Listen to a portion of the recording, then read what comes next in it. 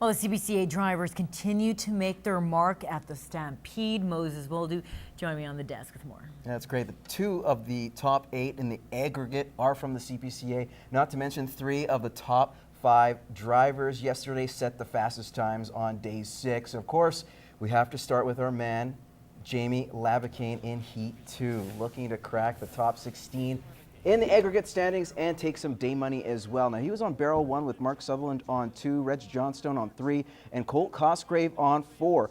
All drivers are off to a blistering start with Labicane grabbing the rail, using it to his advantage. Now, that putting some separation between him and Mark Sutherland, who wasn't far behind on turn 3. Now, heading down the stretch, Labicane would win the heat by a horse length, posting a 1:11.35, good enough for the 3rd fastest time. To the next heat, a pair of CPCA drivers are in the mix. It will be a chance for a berth at next year's Stampede. Devin Mitswing on barrel 2, Vern Nolan on barrel 1. Now, Nolan would take the rail with Mitswing sandwiched in the middle in 2nd place after the first turn, but at the final turn and down the stretch, Mitswing ran out of steam. He finished 4th. Nolan, however, would go on to win with a 1:10.77. Moving on to Heat 4, Lane McGilvery set the fastest time through 4 heats at 1:10.75. His only challenger came in Heat number 5 with Wayne Knight. Focusing on day monies, he's got 7 seconds in penalty. The horn sounds and a quick start for Wayne Knight and Weatherford Completions as he completes his figure 8 southbound out of town. Adios, amigos.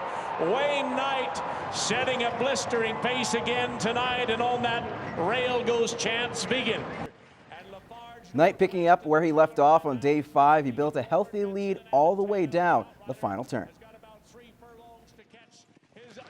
And here comes Wayne Knight to the wire, headed to the wire with his wheels on fire. He is flying tonight. Weatherford and Wayne Knight, best of company by 2.5. Gotta love Les McIntyre's call. Knight clocks in at 1:10.11, which makes it the fastest time of the night, but Knight's outrider fell behind, giving him 1 second penalty for the late outrider, making it the 3rd fastest time. They were great tonight again, but we got to run penalty free, right? And that's what it's about. That's what it's about, and I know that's disappointing, but you know, sometimes you go that fast, you outrun them. Yeah, I suppose. I hope that's the reason. In your standings after day 6, or at least the day 6 times, Lane McGilvery, the fastest time in Heat 4 with a 1:10.75. Vern Nolan with the 2nd fastest time on day 6. Knight finishing 3rd with a 1:11.11. Meanwhile, Jamie Labicane finishes the day in 4th. Taking a look at the aggregate, Jason Glass moves back on top, clocking in with a 7:13.83. Ray Mitswing moving up a spot to 4th place. Now, sticking with Chucks, Calgary isn't the only place that is host to the CPCA and WPCA drivers, as members from both associations are in Lloydminster as part of the Colonial Days Chuckwagon races. There's the horn, and man, a nice jump from the lead team of Evan Salmon. Russway Construction off that number 3 barrel as they turn and burn, and out of town he goes, and the leader of the pack is Evan Salmon. In Heat 4, Evan Salmon of Russway Construction posted the fastest time on day 1, holding off Ryan Baptiste by a horse length, clocking in at 1:18.99. Meanwhile, in Heat number 8, Chance Bensmiller was quick to the rail after the first turn, holding a large lead through the first 2. Now down the final turn, bit of trouble here. Cliff Cunningham makes a late charge to beat Bensmiller by a nose, but a 2-second outrider penalty for missing the barrel gives Bensmiller the heat at 1:19.76. One of my horses was a little sore, so I had to use my 3/4 barrel outfit off the one tonight, which was, they hit her and worked well. It's just my left wheeler, he gets a little too chargy, and that's why he's off the short barrels. So I didn't make a real nice top, but they went good, so I was happy with them. From Chuckqagons to lacrosse, Junior B playoffs, the Vermilion Roar pull off a big victory in Bonnyville, beating the Lakeland Heat 14-8. The Roar now face Fort Sask and the Rebels this Saturday. The last 4 weeks have been, well, one to forget for the Midwest Expos, earning their first win in over a month on Monday. Now, despite the recent woes, the Expos were in the thick of a playoff race, taking on the 4th place Unity Cardinals. The rain was coming down at Legion Ballpark. Both teams know the importance as home field advantage was up for grabs. So, play ball.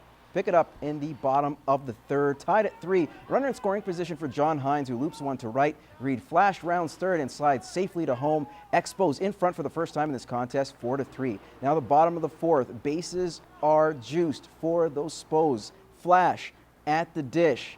And he finds the gap up the middle, bringing home Nathan Mullett and Aaron Shrapko. It's now 6-3. The Expos would pile on more runs. Derek Wright's pop-up would be misplayed.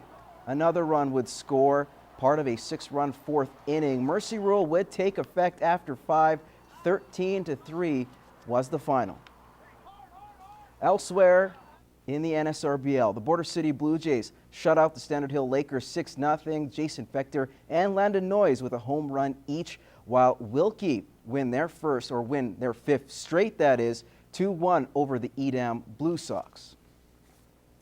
Now, as we showed you, the Expos wrapped up their regular season and locked up 4th place. Very impressive for a club that isn't known for their on-field success. Now their focus turns to the postseason for the 2nd time in their team's history. Matt Schumont has more in this report. It was a season full of ups and downs for the Midwest Expos. Opening the year with a 6-1 record, they would then drop their next 5 games, only to finish the regular season with 2 straight victories. We started the season off really well, and then, like a lot of teams do, you have that rut in the middle of the year where you have a little bit of a lag, and then we're peaking for playoffs right now. So we're hot going into playoffs. We got off to a real hot start. We had kind of the mid-season slump there, but we came together and kind of pulled it together at the end, and we're excited going into playoffs. The Expos came into the 2014 campaign bringing back the majority of last year's starting lineup. However, with the addition of Reed Flash, they now have that feeling they could contend with the likes of the Twins and Border City Blue Jays. Reed was a perfect fit. I don't think we've lost a game he's been at. And some of the other guys we got that haven't played in the league this year. Joey Sugar's a guy that played with the Twins years ago and's come back, and it's just in the dugout. It's made a huge addition to our team. This team is a tight-knit group, just like the Red Hawks were, and they've been together, the same team now for as long as they've been around.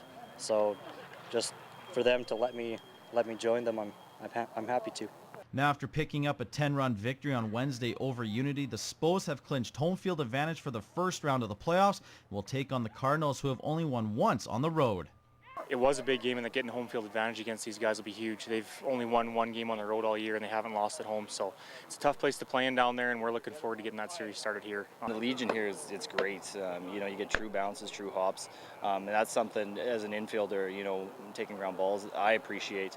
So it's going to be nice to have 2 games here, just because you're familiar with it. Matt Schumont, Newcap Sports. Let's see what's on tap tonight in the NSRBL. The Standard Hill Lakers, they're in Lloydminster tonight to face the Twins at Legion Ballpark. First pitch is at 6:30. Meanwhile, the Jays head to St. Walburg to face the Reds in their final game of the regular season. Meanwhile, the Unity Cardinals look to end the season on a high note, taking on the Macklin Lakers, who, by the way, are battling for the final playoff spot with the Mervyn Flyers, who host the North Battleford Beavers.